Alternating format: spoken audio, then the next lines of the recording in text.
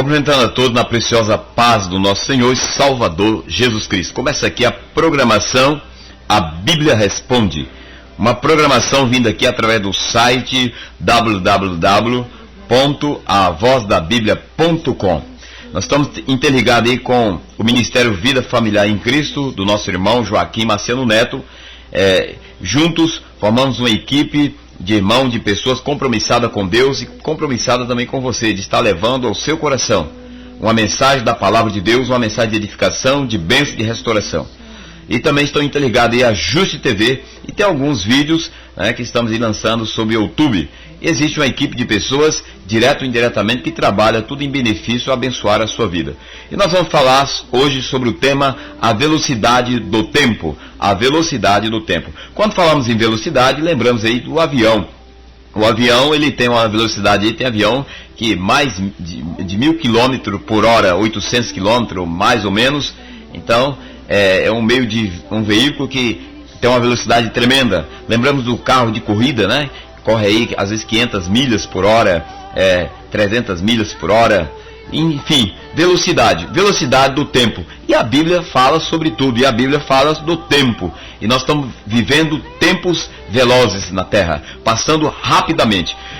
No livro de Eclesiastes, capítulo 3, está escrito assim na palavra do Senhor: tudo tem o seu tempo determinado, há tempo para todo propósito debaixo do céu. Há tempo de nascer, tempo de morrer, tempo de plantar, tempo de arrancar o que se plantou, tempo de matar, tempo de curar, tempo de derribar, tempo de edificar, tempo de chorar, tempo de rir, tempo de plantear e tempo de saltar.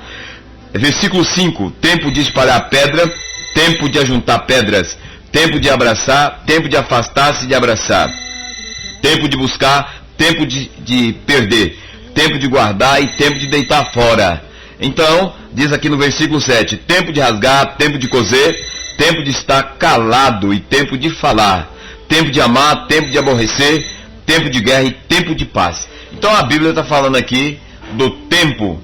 Nós vivemos no tempo, no grego, no kairos de Deus. Deus estabeleceu o kairos para nós, que é o tempo do homem. E o tempo de Deus é o tempo crono, o crono de Deus. E Deus não é limitado ao tempo. Deus, ele está sujeito a relógio, sujeito a horas, a dias, a semana e a mês e a ano, porque ele criou as estações, ele formou tudo e deu a inteligência para o homem criar o relógio para se administrar o seu tempo. E nós estamos no tempo do fim. A Bíblia diz também no Evangelho de Mateus, no capítulo 24, versículo 22, e se aqueles dias não fosse abreviado, nenhuma carne se salvaria, mas por causa dos escolhidos serão abreviados aqueles dias. Então, aqui em Mateus capítulo 24, você pode ler todo o capítulo 25, 26 em diante, está falando dos finais dos tempos, das últimas horas nossa na terra, em que Jesus virá. Jesus virá. Mas tem pessoas que não acreditam em Deus, tem pessoas que não acreditam na palavra de Deus, tem pessoas céticas, tem pessoas aí que são ateus. E essas pessoas nós podemos dizer também que elas não podem afirmar a existência do ar. Mas por quê? Porque elas não podem apanhar o ar, elas só podem sentir. Se não acreditam em Deus, também não acreditam no ar. E o ar existe, elas não podem negar a existência do ar, porque o ar foi Deus quem criou. Então, a palavra de Deus nos orienta. E diz também que nós devemos compreender qual é a vontade do Senhor dentro desse tempo. Se você ler em Efésios capítulo 5, se você tem Bíblia, você pode recolher a sua Bíblia. Efésios no capítulo 5, versículo 14, a Bíblia diz assim: pelo que diz, desperta tu que dormes, levanta-te dentre os mortos e Cristo te esclarecerá. Diz mais a palavra do Senhor: portanto, vede prudentemente como andais, não como necios, mas como sábios, remindo o tempo, porque os dias são maus. Pelo que não sejais insensatos, mas entendais qual seja a vontade do Senhor. Você que está dormindo espiritualmente, como aquela geração de Noé, insensível aos sinais, insensível à palavra de Deus. Desperta tu que dorme, desperta no Senhor, levanta-te, creia no Senhor, receba a fé no teu coração, receba a palavra de Deus e desperta para a realidade que nós vivemos. Esse tempos trabalhosos, tempo difícil. A Bíblia diz que chegaria dias de tempos trabalhosos. Está escrito em 2 Timóteo, no capítulo 3. 2 Timóteo, capítulo 3, fala desses tempos que nós vivemos, que são tempos trabalhosos. Diz assim: sabe, porém, que nos últimos dias sobrevirão tempos difíceis, tempos trabalhosos. Porque haverá homens amantes de si mesmo, avarentos, presunçosos, soberbos, blasfemos, desobedientes a pais e a mães, ingratos, profanos, sem afeto natural, irreconciliáveis, caluniadores, incontinentes, cruéis, sem amor para com os bons, traidores, obstinados, orgulhosos, mais amigo dos prazeres do que amigo de Deus. Então é o tempo que nós vivemos, em que os filhos odeiam os pais, ou às vezes pai odeia filho, em que as pessoas se matam por trocados, por coisas tão banais. É tempo do esfriamento do amor. Mateus capítulo 24, versículo 12, diz: e o amor de quase todos se esfriaria nesses últimos tempos, de quase todos. Mas você que está nos assistindo, você tem temor de Deus, e você tem amor de Deus no teu coração. Então não deixe que esse amor esfrie. Pelo contrário, seja sensível ao amor de Deus, receba a graça de Deus. Também é tempo da apostasia.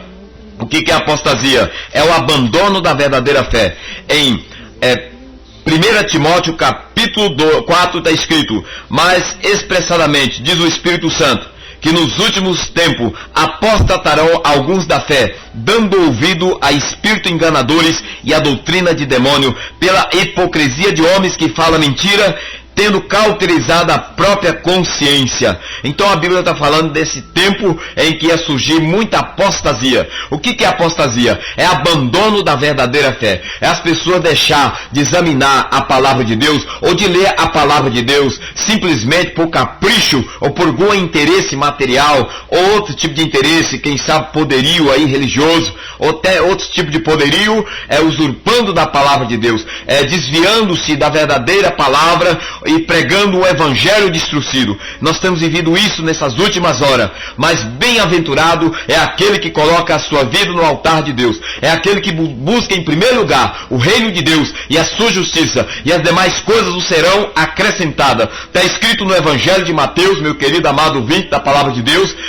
6 capítulo 33, buscai, pois, em primeiro lugar o reino de Deus, e as demais coisas serão acrescentadas. Então coloque em primeiro plano o propósito de Deus na sua vida. Qual que é o propósito de Deus? Que você tenha uma comunhão íntima e espiritual com Ele. Segundo, buscando o seu reino, a sua justiça em primeiro lugar, e Ele te acrescentará neste tempo que você está vivendo. Quem sabe estou falando com você que está passando um período de um tempo difícil na sua vida, no seu casamento, na vida com seus filhos. Você que é filho está com um problema, uma situação muito caótica.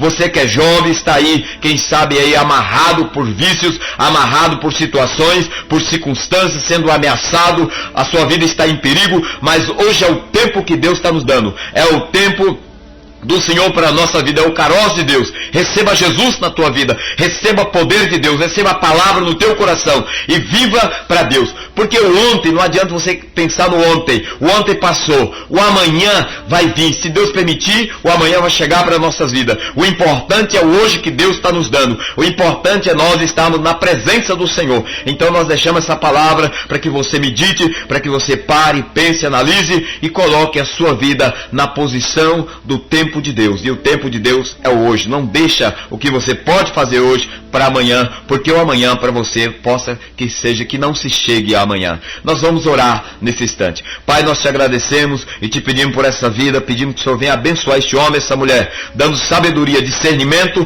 entendimento, ó Pai Santo, guardando e livrando de todo mal. Nós oramos assim no nome de Jesus Cristo. Amém. Graças a Deus. Programa A Bíblia Responde, uma programação vinda aqui através do site www.avozdabiblia.com. Se essa mensagem abençoa a sua vida, divulga essa mensagem, envia ela para outra pessoa, para que outra pessoa receba também a graça de Deus. Fique todos na preciosa paz do Senhor Jesus. Amém.